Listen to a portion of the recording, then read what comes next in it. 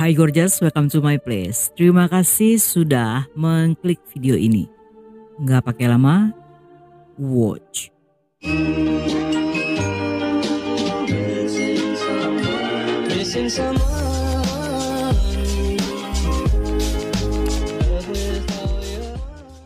Penasaran gak sih gimana serunya petualangan di dunia kriminal yang penuh teka-teki? Mabar Kriminal hadir untuk kamu yang pastinya suka tantangan dan alur cerita yang gak biasa. Cerita lengkap dan detail dijamin bikin kamu penasaran banget. Jadi gak perlu tunggu lama, langsung aja cek video seru di Mabar Kriminal dan siapkan diri untuk kejutan-kejutan keren. Jangan lupa like, komen, dan subscribe biar kalian gak ketinggalan cerita menarik lainnya. So jangan lupa mampir agar si abang ganteng Mabar Kriminal tentunya semakin semangat ngonten dan upload 5 kali sehari. Bertemu dengan pemuda yang tampak religius namun sebenarnya penuh tipu daya. Seolah membuka pintu ke dunia yang penuh jebakan. Walaupun dia berbicara dengan manis, tetapi di balik senyumnya ada niat tersembunyi yang jauh dari kata suci. Dan bahaya terbesarnya bukan hanya pada hubungan bebas yang dia tawarkan, tetapi pada cara dia membuatmu percaya bahwa semua itu adalah bentuk cinta sejati.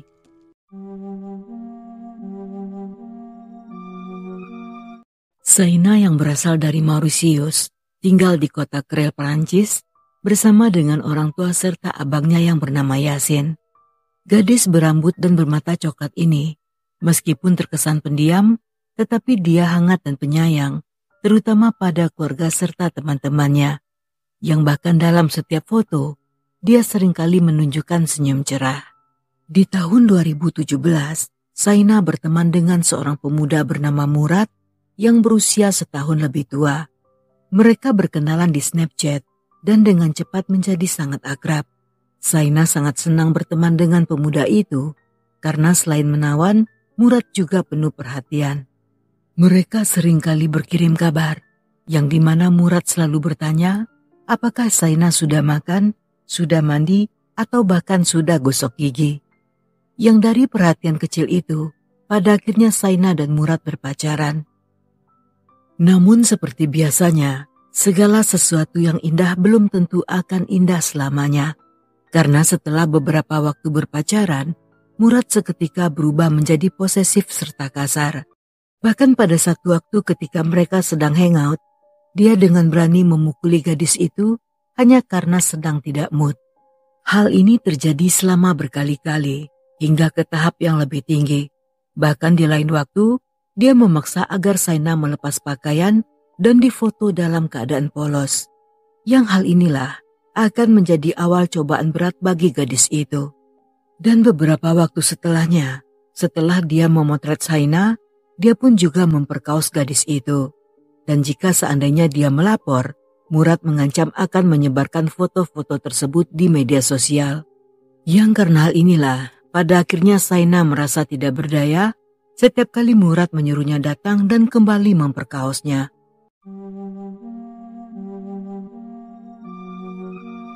Pada 30 Agustus 2017, Murad kembali menghubungi Saina dan mengajaknya bertemu di sebuah gedung terbengkalai. Saat itu Saina datang ditemani seorang teman bernama Maifa. Namun setibanya di sana, saat Murad menjemput gadis itu, dia pun menyuruh Maifa untuk menunggu di luar gedung. Karena mengira jika keduanya memiliki urusan, saat itu pun Maifa pun menuruti permintaan tersebut. Namun saat berada di dalam, sudah ada 2 orang teman Murad bernama Abdul dan Kadir yang segera memegangi tangan Saina. Murad pun kembali memperkaos gadis itu, dan setelahnya membiarkan teman-temannya bergiliran melakukan hal yang sama. Selain itu mereka juga merekam saat Saina yang sedang berusaha menutupi tubuh polosnya sambil diiringi hinaan dari Murad. Tetapi yang lebih mengerikan, ketika beberapa hari kemudian, rekaman tersebut tiba-tiba beredar di media sosial. Karena Saina berada di dalam cukup lama, sehingga Maifa yang mulai curiga saat itu memutuskan untuk segera masuk. Dan gadis itu sangat kaget ketika menemukan Saina yang dalam keadaan syok dengan tubuh yang dipenuhi cakaran. Dia pun segera membawanya pulang dan menyebutkan yang terjadi pada orang tua Saina. Di hari yang sama, orang tua Saina melaporkan hal ini pada polisi. Tetapi sayangnya, mereka tidak mempercayai pengakuan gadis itu. Dengan alasan karena saat ditanyai, Saina tidak menunjukkan emosi seperti korban pemerkosaan pada umumnya. Bahkan gadis itu tidak terlihat trauma ataupun ketakutan, sehingga sulit untuk memastikan apakah perkataannya bisa dibuktikan.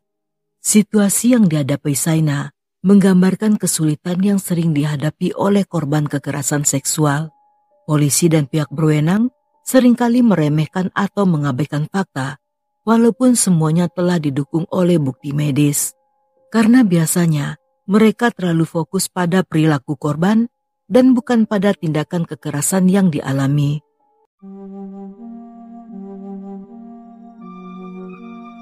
Fakta bahwa Saina menunjukkan luka fisik dan memar, serta hasil pemeriksaan psikologis yang menunjukkan adanya kemungkinan trauma, seharusnya sudah cukup untuk membuktikan bahwa dia adalah korban kekerasan.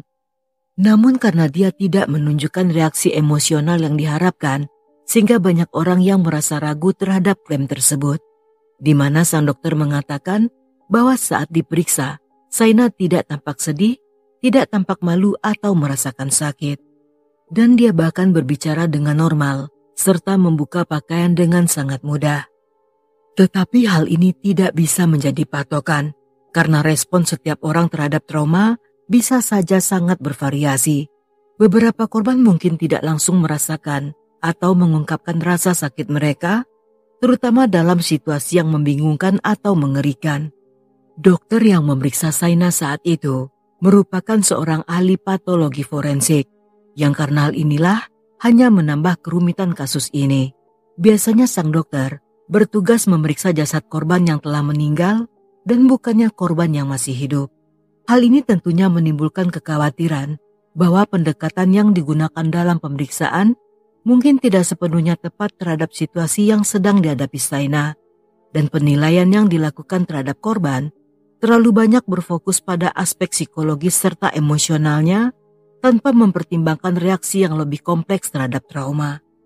Kondisi yang dialami Saina disebut sebagai fenomena keheranan, di mana korban tidak langsung memahami atau merespon kejadian yang telah dialami, dan akibat trauma yang dialaminya dengan cara yang tidak terbayangkan, sehingga hal ini membuat korban merasa bingung atau tidak tahu bagaimana harus merespon pada saat kejadian tersebut. Namun alih-alih mendapat pertolongan serta dukungan, Saina justru menghadapi penolakan dan kecurigaan dari pihak-pihak yang seharusnya membantu gadis itu. Meskipun kasus tetap berjalan, namun Murad hanya divonis selama sebulan dan ditahan di pusat penahanan remaja karena saat itu dia masih di bawah umur. Akibat kejadian ini, Saina mendapat cap buruk sebagai gadis murahan dan dia juga mendapatkan banyak hujatan. Namun Saina yang tidak menyerah, saat itu berusaha bangkit dan kembali berinteraksi dengan orang-orang. Namun sayangnya, keadaan itu tidak berlangsung lama, karena ketika Murad telah dibebaskan, dia pun kembali membuat Saina merasa terancam. Selain akan menghabisi gadis itu, dia juga mengirim pesan yang berisi ujaran kebencian.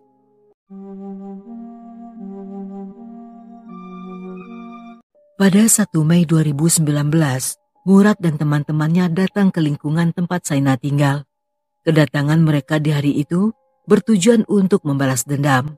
Yang setibanya di sana, mereka segera mencari Saina dan mengepungnya di salah satu taman. Di sana Murad menendang wajah gadis itu sebelum akhirnya dipukuli dengan menggunakan tongkat oleh beberapa anggota teman lainnya. Akibatnya Saina pun segera dilarikan ke rumah sakit dan mendapatkan perawatan serius. Yang karena hal ini, keluarganya kembali mengajukan keluhan terhadap Murad. Walaupun pemuda itu didakwa atas kekerasan dan ancaman pembunuhan, namun kali ini dia tetap bebas dengan pengawasan dari pengadilan. Dan demi keselamatannya, Saina akhirnya memutuskan untuk pindah sekolah. 3 bulan kemudian, Saina bertemu seorang pemuda bernama Ahmad. Ahmad merupakan siswa tahun terakhir di sebuah SMA lokal. Saat itu Saina berpikir bahwa Ahmad adalah orang baik dan juga sopan, yang hal ini membuatnya bisa kembali merasakan jatuh cinta. Namun pada kenyataannya, Ahmad tidaklah seperti yang dibayangkan. Karena hanya beberapa waktu setelah berpacaran, pemuda itu pun mulai menunjukkan wajah aslinya, di mana dia hanyalah seorang penjahat kelamin yang mengincar gadis yang lebih muda. Dan Ahmad yang telah mengetahui masa lalu Saina, sejak awal sudah bermaksud hanya memanfaatkan gadis itu demi untuk memenuhi hasrat busuknya. Sedangkan Saina yang saat itu merasa dicintai dan bermimpi menjalani hubungan serius, tentu saja tidak menyadari hal tersebut.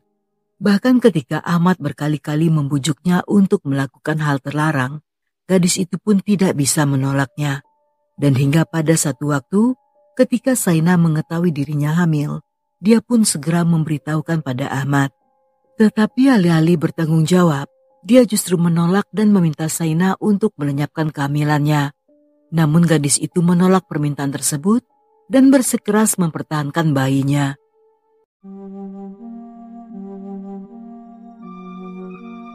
Pada 25 Oktober 2019, ketika hingga malam Saina masih belum pulang, saat itu orang tuanya mulai merasa khawatir. Setelah berkali-kali mencoba menghubungi dan tidak mendapat jawaban, mereka pun segera melapor pada polisi. Dan untuk kedua kalinya, polisi tidak menanggapi laporan tersebut dengan serius. Saat itu mereka hanya menduga bahwa Saina mungkin secara sengaja pergi dari rumah. Dan kasus ini hanyalah kasus seorang remaja yang kabur dari keluarganya yang kemungkinan akan segera kembali.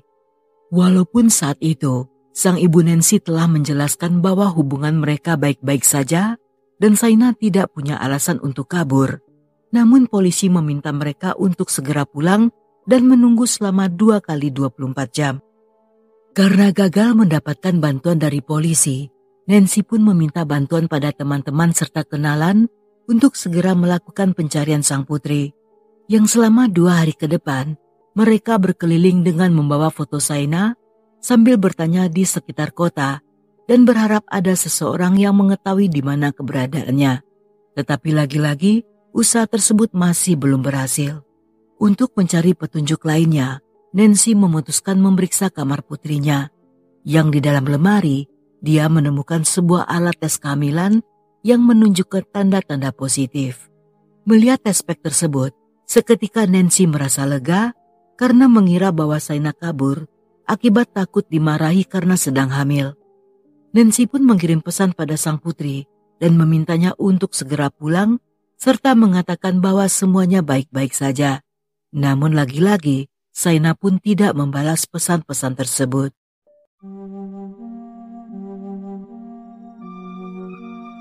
Keesokan hari ketika keluarga kembali melanjutkan pencarian, tiba-tiba mereka mendengar kabar tentang penemuan jasad seorang wanita di sebuah gudang yang berada di Taman Kota Krel. Pada awalnya polisi kesulitan untuk melakukan identifikasi jasad karena jasad tersebut dalam kondisi hangus terbakar.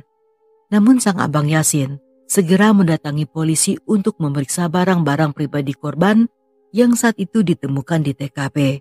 Dengan kondisi jasad yang terbakar hangus, sulit bagi polisi untuk mengenali korban. Namun dari cincin yang dipakainya, sambil menangis Yasin memastikan jika korban adalah Saina. Berdasarkan hasil otopsi serta tes DNA, forensik menyatakan bahwa Saina masih bernafas saat sedang terjadi kebakaran. Dia telah ditikam beberapa kali sebelum akhirnya pelaku mencoba menghilangkan jasadnya dengan cara membakar seluruh gudang. Dalam masa-masa ini, polisi mendapat 2 panggilan anonim yang mengarahkan mereka untuk melakukan penyidikan pada Ahmad. Sedangkan salah seorang saksi yang merupakan teman Ahmad mengatakan bahwa di malam kejadian, Ahmad mengaku akan bertemu Saina dan juga berencana untuk menghabisinya. Untuk mencari tahu, polisi pun memeriksa sinyal ponsel pemuda itu, yang pada malam kejadian, sekitar jam 9.30 hingga 10.15 malam, ponselnya sempat dimatikan selama 45 menit. Dan saat ponsel kembali diaktifkan, lokasinya tercatat berada di sekitar TKP. Polisi pun segera menemui pemuda itu, yang saat diperiksa ditemukan luka pada wajah serta pahanya, yang diakui Ahmad luka tersebut hanyalah peradangan kulit biasa. Namun polisi yang tidak percaya tentunya segera menangkap pemuda itu.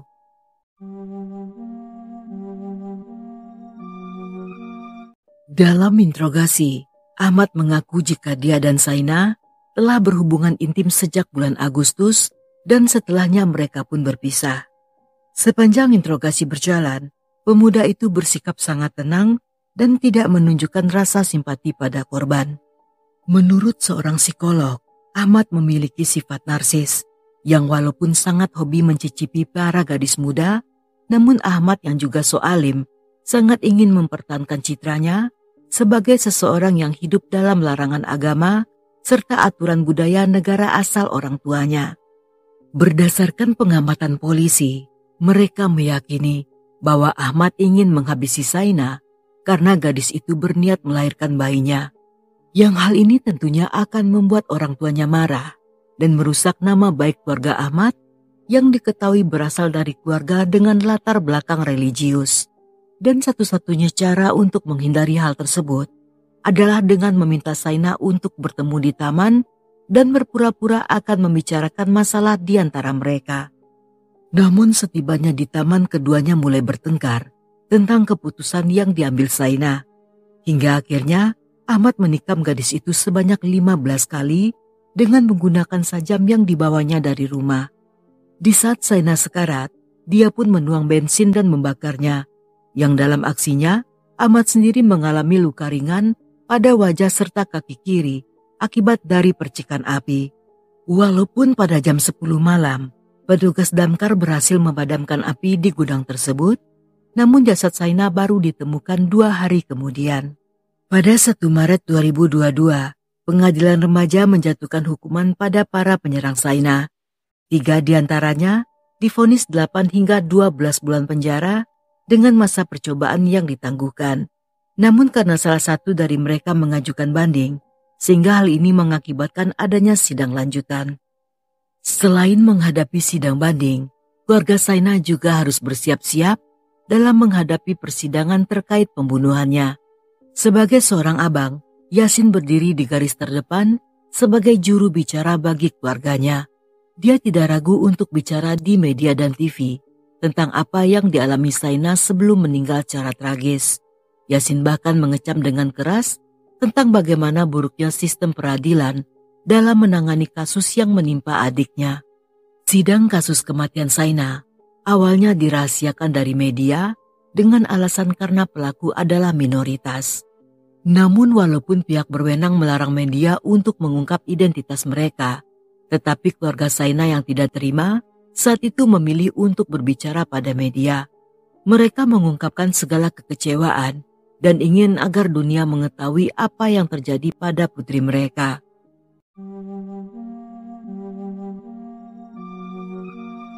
Dalam sidang lanjutan yang dilakukan setahun kemudian, sejak jam 8 pagi, Yasin mengadakan aksi unjuk rasa di depan pengadilan, yang hal ini didukung oleh banyak orang yang ikut mendoakan keluarga Saina. Selama persidangan, Ahmad tetap menyatakan dirinya tidak bersalah. Dengan sikap tenang, dia pun menundukkan kepala dan menyatakan bahwa dia tidak setuju dengan fakta yang diungkapkan dalam persidangan. Bahkan setelah persidangan, tanpa rasa malu Ahmad mengungkapkan pada teman sesama tahanan bahwa dia lebih memilih menghabiskan waktu di penjara daripada harus menjadi ayah dari anak seorang gadis murahan seperti Saina. Dan pada akhirnya, 5 hari kemudian Ahmad pun divonis dengan hukuman penjara selama 18 tahun. Walaupun saat itu dia mengaku tidak bersalah, namun Ahmad juga tidak berusaha untuk mengajukan banding. Hal ini membuat keluarga Saina sangat kecewa karena merasa vonis tersebut tidak sesuai dengan kejahatan yang dilakukannya. Bahkan pengacara keluarga Saina mengungkapkan bahwa walaupun Ahmad telah melakukan kejahatan yang perbuatannya melebihi orang dewasa, tetapi pengadilan justru memperlakukan pemuda itu seperti anak kecil yang seolah hanya melakukan kejahatan biasa. Yasin yang merasa frustasi saat itu menulis surat terbuka pada presiden yang diterbitkan di media surat kabar. Dalam surat tersebut, Yasin mengungkapkan rasa kecewa dan frustasi atas perlakuan yang dialami adiknya selama 2 tahun terakhir, baik dalam hal medis, peradilan, maupun juga di kepolisian. Meskipun sudah terlambat bagi Zainah untuk mendapatkan keadilan, namun Yasin menyatakan bahwa masih belum terlambat untuk memperjuangkan keadilan bagi perempuan lain yang juga menjadi korban kekerasan